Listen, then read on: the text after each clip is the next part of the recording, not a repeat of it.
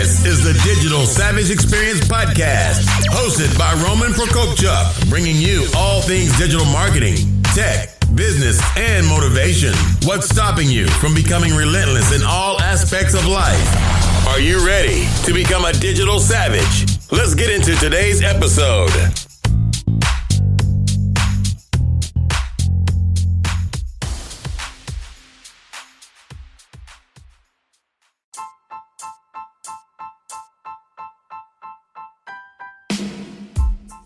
Hey everyone, this is Roman Prokopchuk, and this is the Digital Savage Experience Podcast. Today I have with me Jane Bond. She's a serial entrepreneur and successful real estate agent. Thanks for joining me today. Oh, thank you for asking me, Roman. I'm happy to be here with you guys. So tell me a little bit about your story. Where did you get started and how did you get to the 2019 you? The 2019 me is, I guess, a good me, to be honest with you. I would say the 1987 me was pretty good too. I started my journey as a flight attendant. I worked for a major airline, which was amazing at the time. I just finished school, studied finance, and went into being a flight attendant. Of course, my mom hated it, but my dad was like, well, she did everything we wanted her to do, so let her go and fly. And that's what I did. So I loved it because that was my first job outside of school, and I didn't have a boss. I mean, I did, but they weren't up in the air with me. And not only did I become a flight attendant, I became what they call the ISM, which was an International Flight Service Manager. And I noticed that a lot of the Black girls or, African-American girls weren't traveling international. And I thought, well, if anything ever happens, I need to be able to fly international now, because who knows if I'm going to be able to afford it if I don't stay here. Because, when you're early 20s, you're thinking about doing everything in the world. So, and was that my dream job? No, it was a fluke. I went with a girlfriend of mine who said, go with her to an interview. And actually I got chosen and she didn't. So I put it off for 5 months, and I was surprised that they allowed me to, because I was scared to death to tell my parents. But I wanted to go and do it because I was adventurous.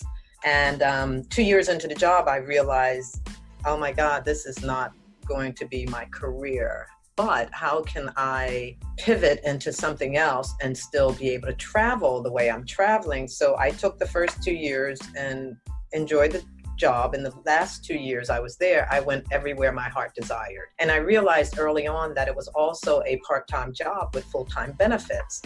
And I had to figure out how to turn that into being advantageous to me if I ever walked away, which I did. From there, I decided I wanted to quit. I wanted to become an interior designer, and I knew nothing about interior design, but I knew about quality because I had traveled all over the world. And like I said, I went international really quickly because I became what they call an International Flight Service Manager. And that was the person that did most of the announcements. I was the first flight attendant, so to speak. And, counted the liquor internationally. You saw me when you came on, you saw me when you left.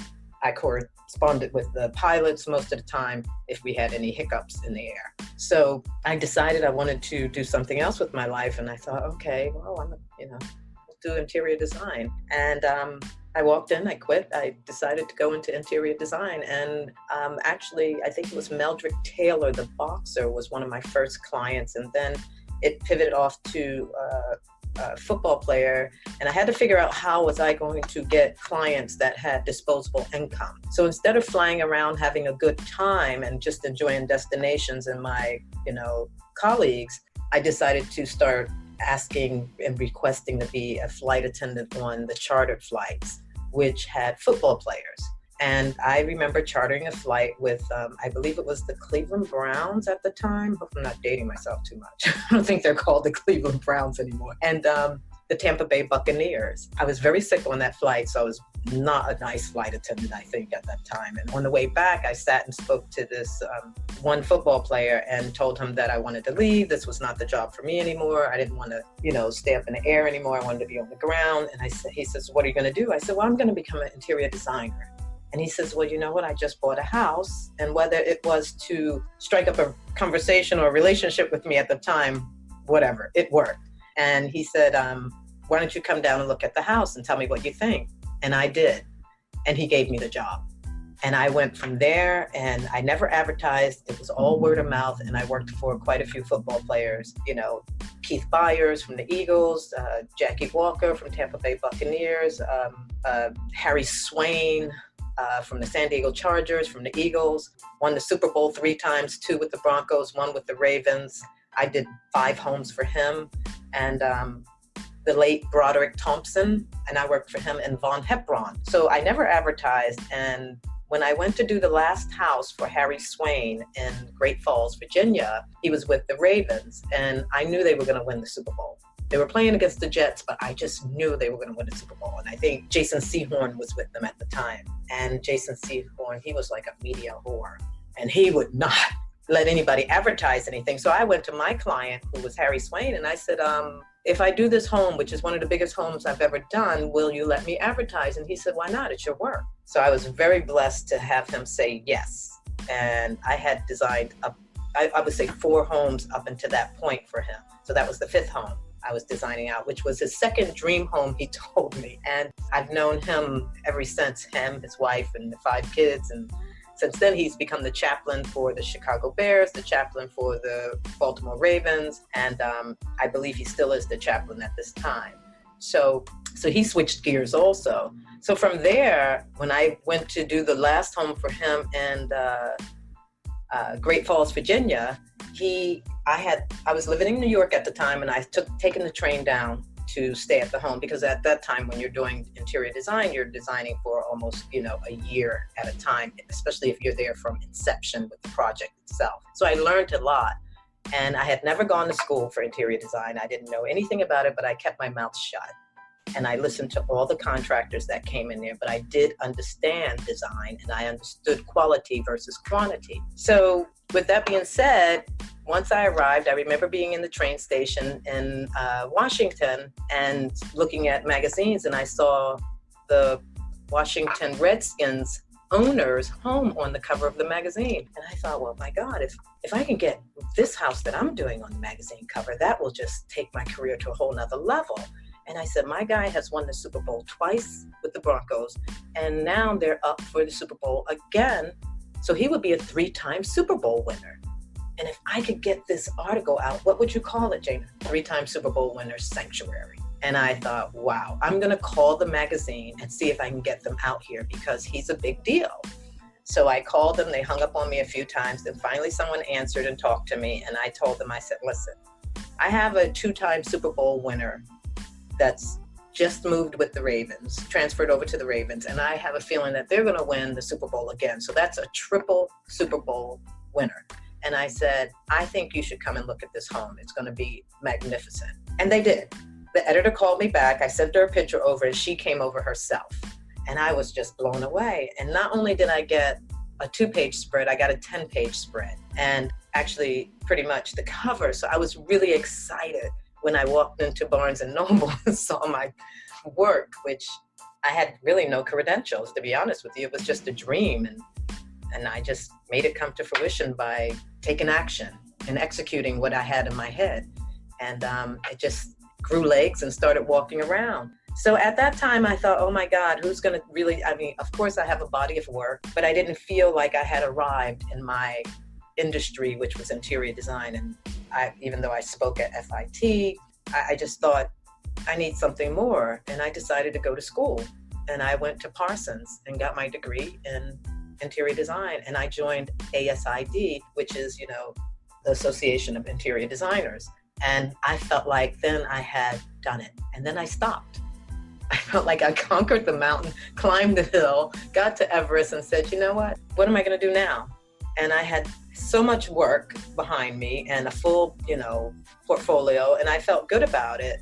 And I moved to New York because I was back and forth in Philadelphia. I had been living in Paris and I lived in Venice for a while. And then I finally came back home and lived in Philadelphia. And that's when I started the interior design, because I had to build and I knew I had to be consistent and have a stable place.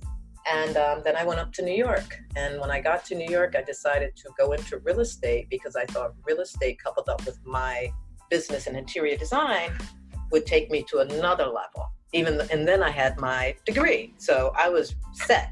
But then the real estate market I got there and I liked it, but it was like, they were like wolves. It's really kind of made me nervous. I went with a company called Bellmark at the time. And I remember getting my license and choosing which company I wanted. And I remember a friend of mine going to companies and being turned down. And I said, well, I don't understand. I'm going out to the same companies and they're all asking me to join their firm, but why not you? What's going on? And I said, are you understanding the process? When you go in there, not only are they interviewing you, you're interviewing them because they're going to be your partner. So I realized my business acumen had also grown, with everything that was going on in my life. And sometimes it takes time for those light bulbs to go off in your head to know your value. So I chose this company to go with, and I was with them. And then unfortunately I had a friend that passed away, and that just kind of broke me a little.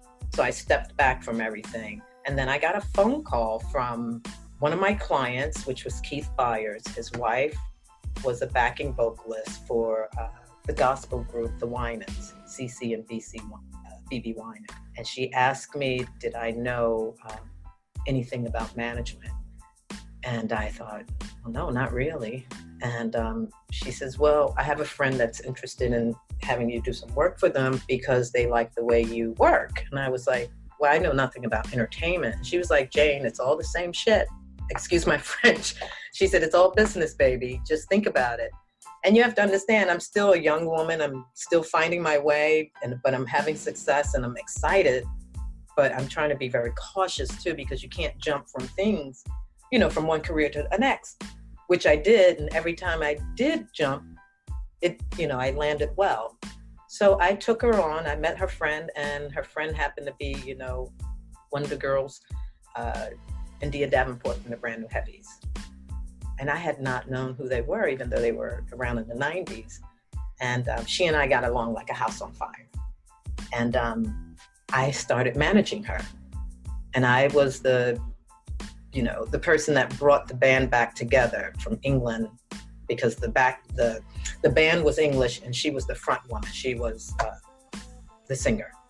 And I put them back together. I was very instrumental in bringing them back together. And then I started my business with entertainment management. So that's where the serial entrepreneur came into place, because before I knew it, I had 3-4 careers under my belt and I was just steamrolling. Next thing I know, I was at the Grammys, I was at the Golden Globes, I was traveling back and forth to Paris, doing things with Anne Hathaway and the Brand New Heavies, and Lancome introducing their new perfume. And I was like, this is some glamorous stuff. My God, I can't believe I'm involved in all of this. And that's how my entertainment business came into play, just by having that conversation. And I just kept steamrolling with it and picking up new clients to manage, like Nigel Barker from the America's Next Top Model, Franklin Smith from Blind Spot. And it just kept steamrolling. And then I got married. And I was brought to Naples, Florida. And I was traveling 7 months out of the year. And of course, that's not going to work when, you're in a relationship. And I came to Naples and I really didn't know what to do here. And decided to go into real estate because that's what I knew from New York. And I thought, let's give it a try. And here it is, my 2019 Jane Bond. I'm in real estate. And same thing. I mean, of course, I've had challenges and breakdowns before breakthroughs, and some of the challenges were hard, of course. But I was able to get through them, with prayer and support from friends and family, and I just kept moving. I kept putting one foot in front of the other, Roman, and that's what was important to me. If I could just get to this next level, this next step, I'm going to make this happen with everything I have inside of me. And that was what was important, because I wanted to know, I wanted to do, I wanted to fly.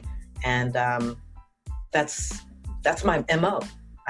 If I want to do it, I'm going to do it. Nothing can stop me. And if you try, I'm going to ask you to watch me work, because I'm going to keep moving. So fast forward, in Naples, doing my work, worked for Sotheby's for about 6 years, started out with Keller Williams, realized that the market was changing, and not only the market, and I came into real estate during the crash in 2010, I got my license in 2010. Of course, the crash was a couple years before, but I saw it coming. But at that point, I was doing other things in my life. I was getting married and so forth. And I was getting married over in England. I didn't even get married in America. So I was over there when things were happening here. But when I came back over to America, the crash was in full force. And I realized, well, if I get in the market now, what went down must go back up. So that's what I did. And I started out with Keller Williams, which I thought was a great company at the time with their systems, and left Keller Williams 18 months in, won Rookie of the Year, went to Sotheby's from there.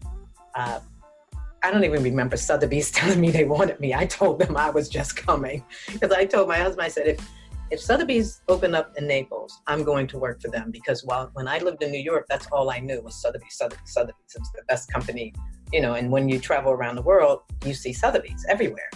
So I went with that company. And then in 2015, I started seeing a shift in the market, a shift in trends, a shift in the digital world, what was happening with marketing.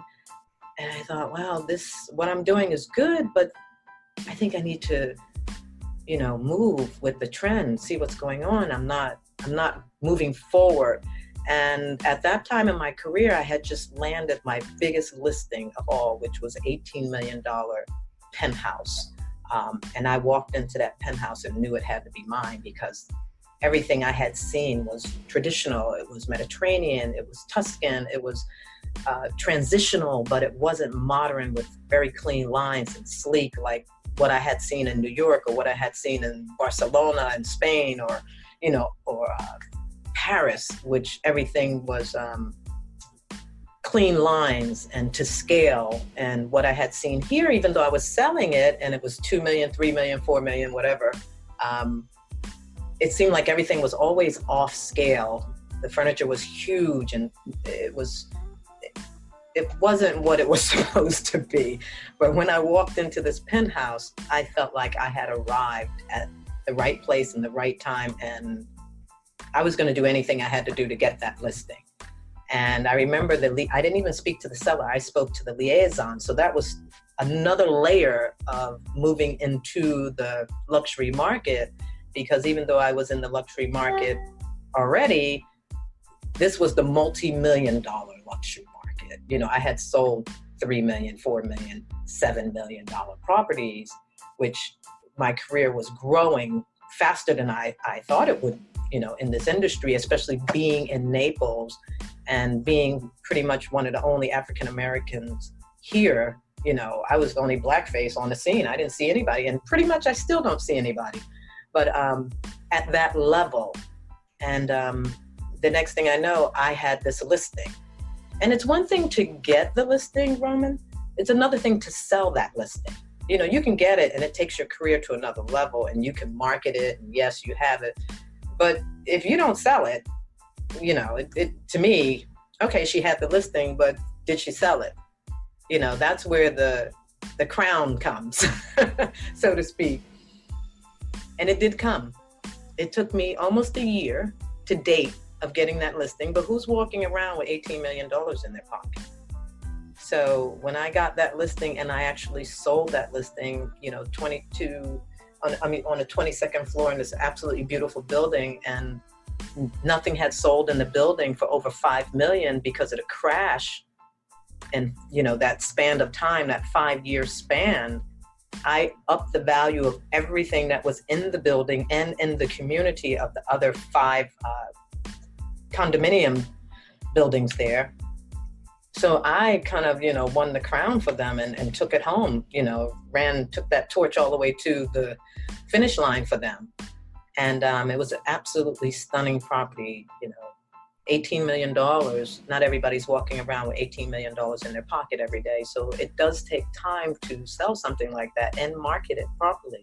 So like I said, when I saw the marketing changing, the digital world coming into play, I ran with that. I videotaped it, I droned it, I walked through it, I spoke about it, I corresponded with the interior designer, often talking about what he did, how he did it, and sold it. And I remember the people that bought it said to me when they first met me, they said, we feel like we know you. We've watched that video over 100 times. So I said, I did my job.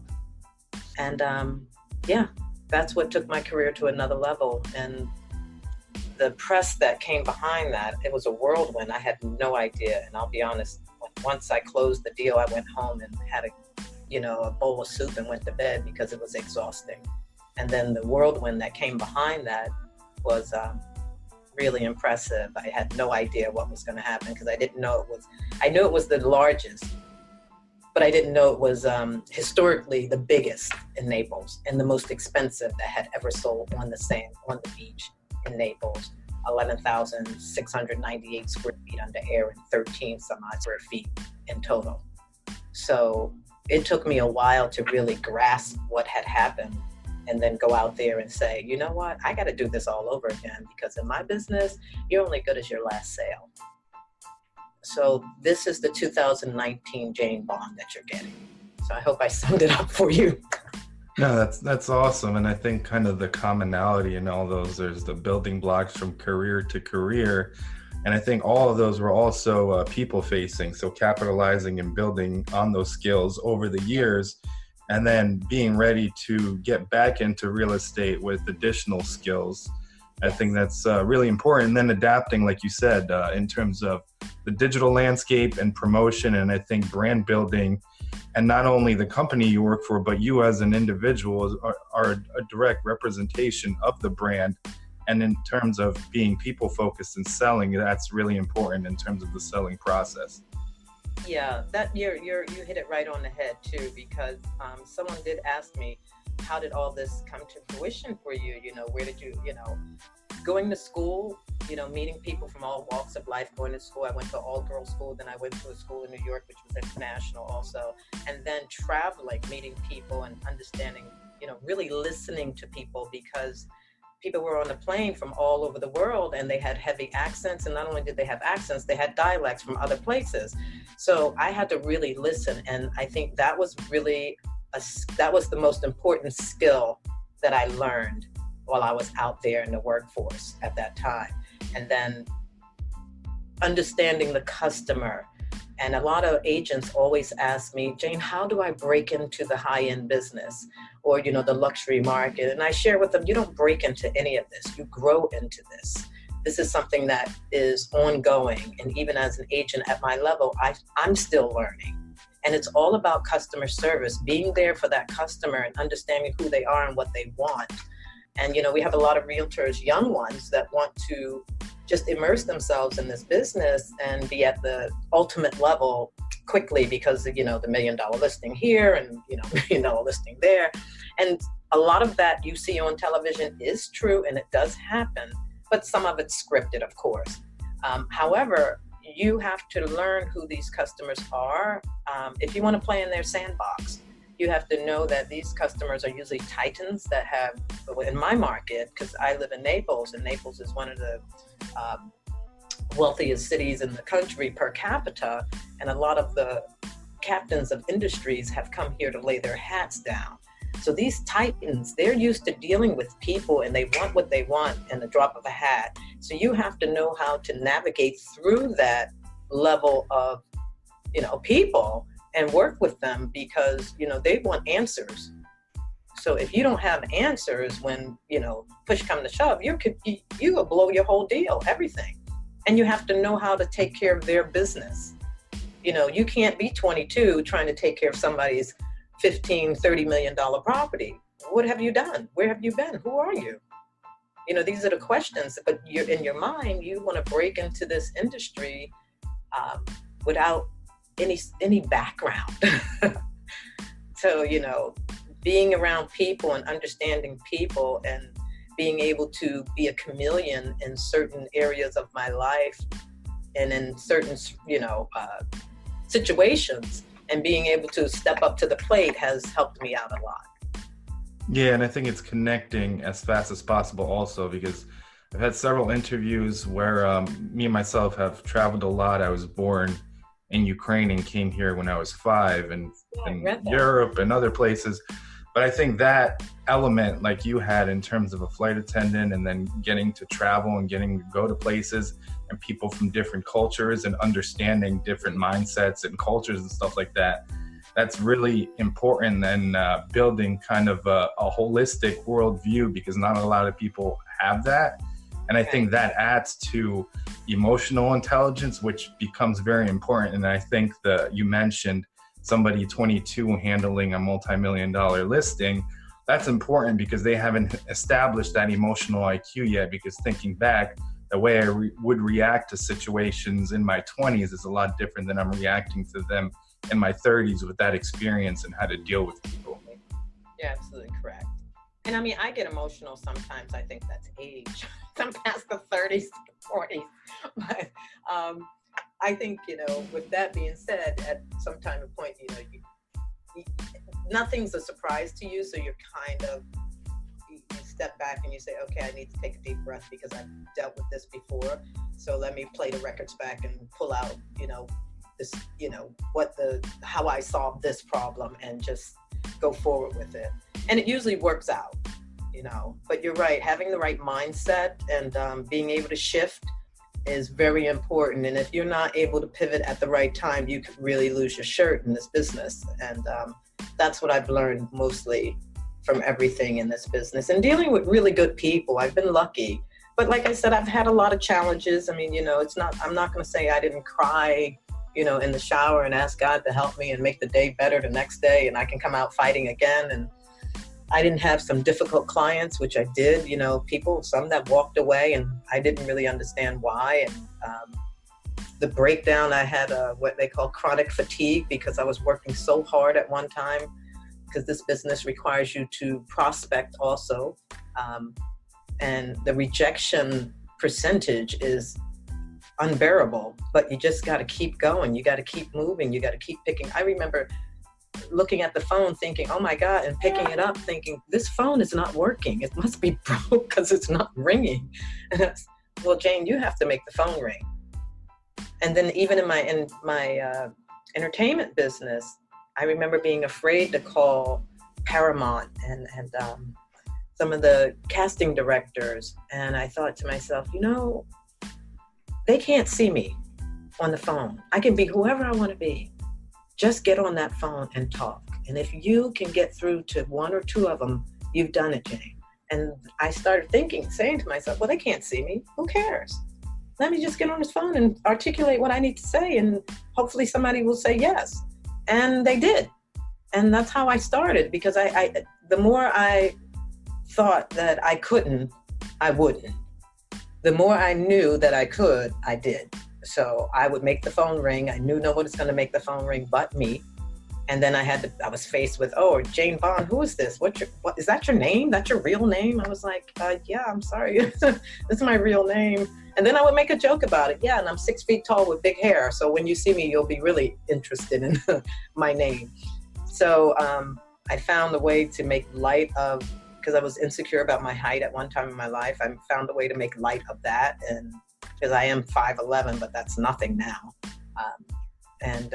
Being African-American, being in the industry of entertainment, I didn't see a lot of people that looked like me that was a manager, because I would always get, you're the manager?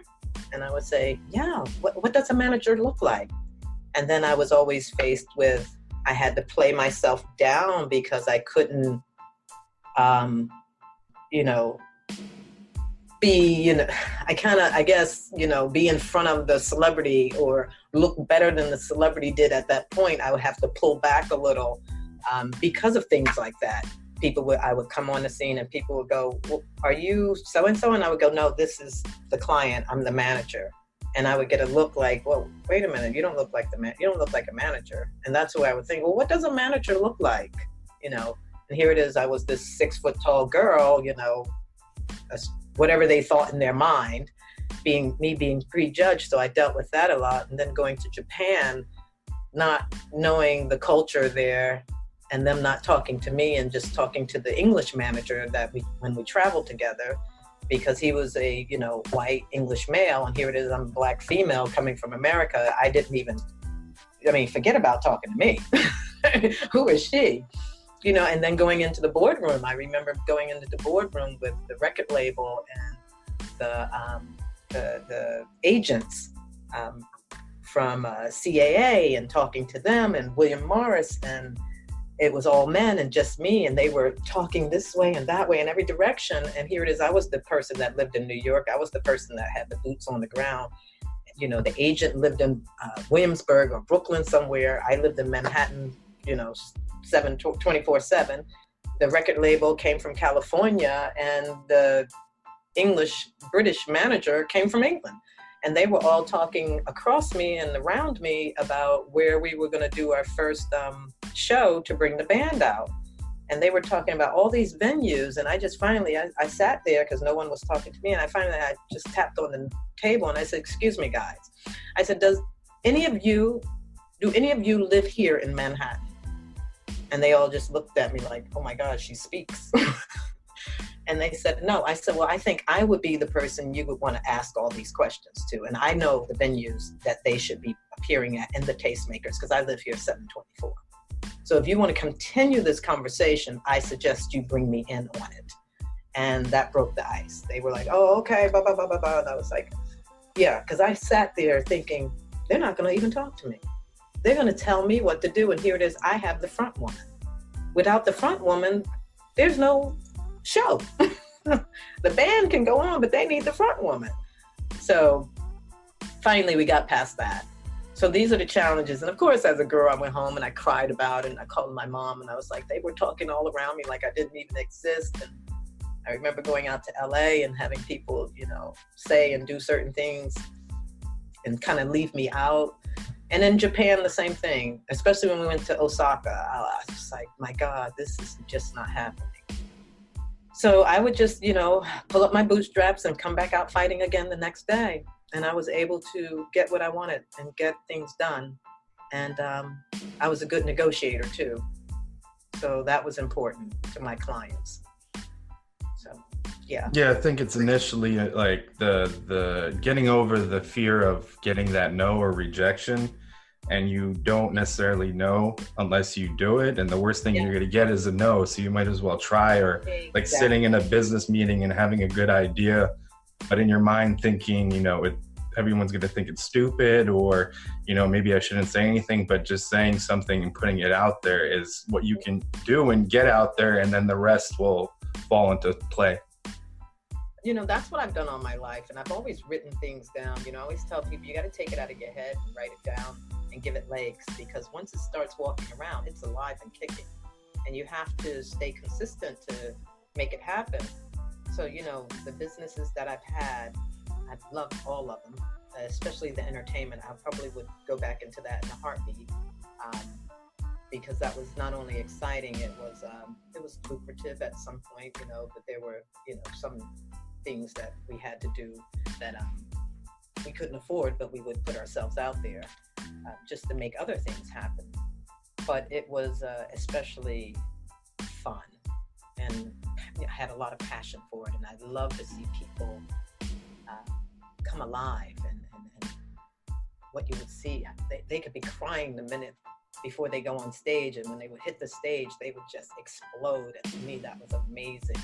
And I thought, God has given you all such great gifts, between the actors and the comedians, and even the models, And I would share with them, you don't want to get out of bed, but they want to pay you $10,000 today for one day, and you don't want to get out of bed. Are you kidding me?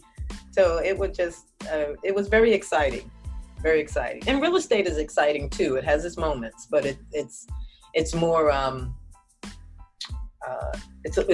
the business is more straightforward. It's business, period. And the excitement of going into a beautiful home, that has died out, because you go into so many beautiful homes. After a while, they kind of all look alike to you. But it can be exciting too. So what motivates you to succeed? The adventure of it. Knowing that I can do it. Trying to, just trying it, because nothing beats a try.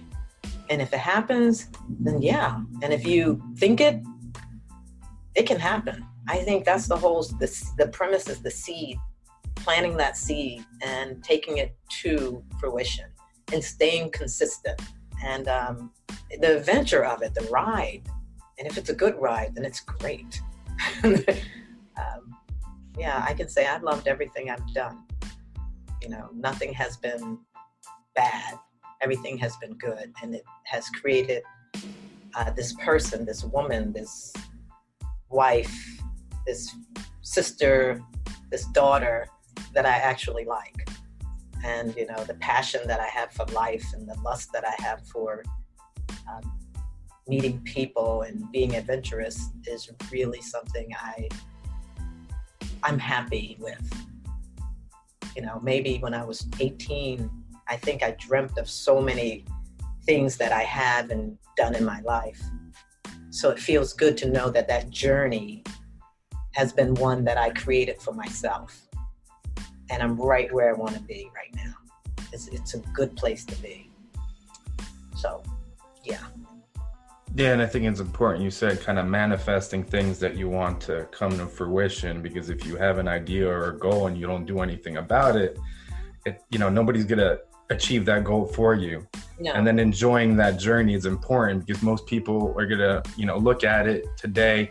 I want to have this goal and then reach that destination. But along the way, you have, you know, trials and tribulations and successes and wins. And that's the whole part of getting to that destination. And it's not necessarily a stationary destination, like with yourself, with all your different career endeavors. It's a constantly kind of changing target wherever you are at what point of life.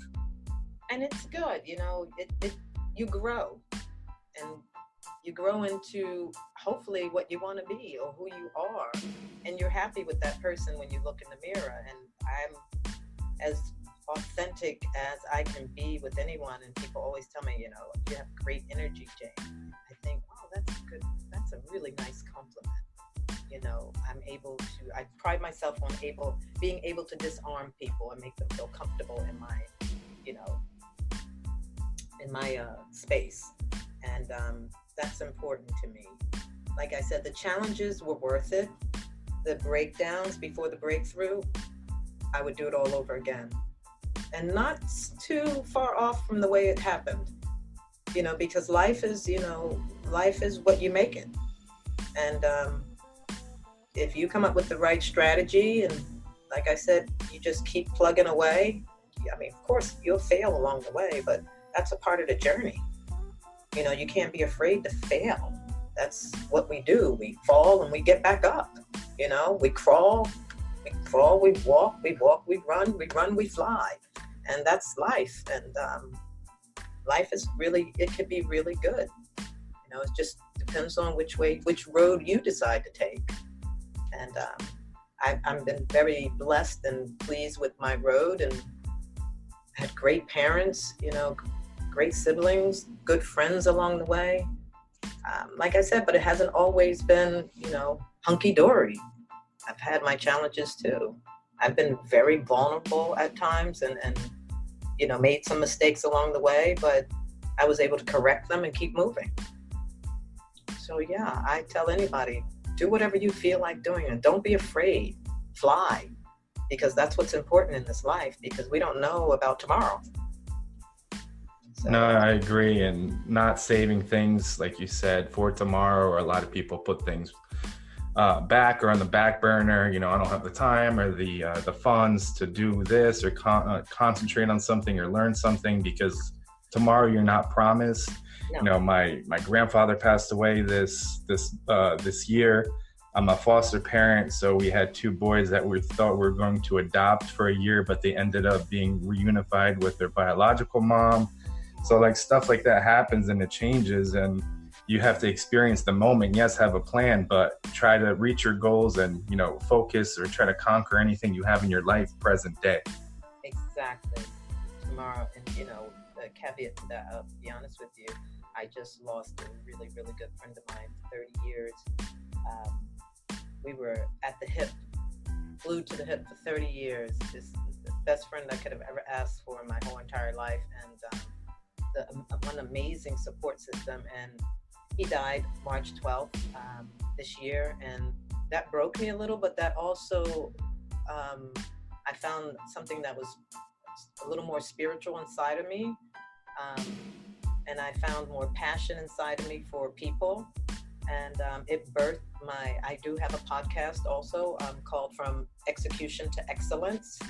And that show celebrates him because for 30 years he worked so hard and he finally got to the place he wanted to be at. He was a hairstylist and he wanted to always do hair for TV shows and movies. And he had just did Klansman with Spike Lee, who won an award, and he's working on Blind Spot and James Franco. I mean, everybody you could think of, and he was in the industry and he was there, and he died. And I mean, he had just broken through to his success.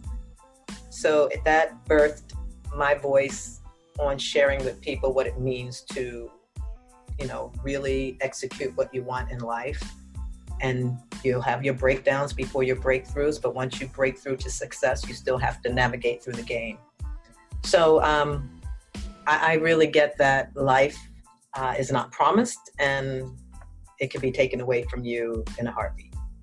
Yeah, I agree. And it flies by really fast. I mean, I'm going to be 35, but it seems like it seems like, I don't know, I just graduated high school and I guess, what is it at this point? 17 years went by. So it goes by quick. So time isn't going to stand and wait for you. No, Roman. I blinked my eye and 10 years went by so fast. I was just partying in Paris. What happened? And now I'm a wife. I'm like, wow, okay. So yeah, it flies by. It's so quickly. And especially living in a place like Naples. I mean, it's beautiful all day long. It's beautiful every day. I mean, it's a paradise that we have been blessed with in America because we're on the Gulf of Mexico here. So sometimes it feels like Groundhog Day. You wake up and you're working, you're doing the same thing. You go home, you wake up, and before you know it, it's Christmas again in 3 months. So it goes by really, really fast. So I really appreciate you stopping by today. Can you let the audience know how they can find you? You guys can find me on Instagram at JaneBond ____. You can also find me on Facebook, of course, Jane Bond, TBG for my company, the Bond Group. And you can find me on LinkedIn, Jane Bond. So awesome. Thanks again for stopping by. Thank you, Roman. It was great talking to you.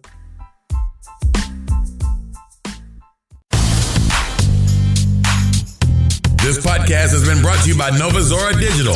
Find out how Nova Zora Digital can help your company grow online. Learn more at novazoradigital.com. Until next time, all you digital savages.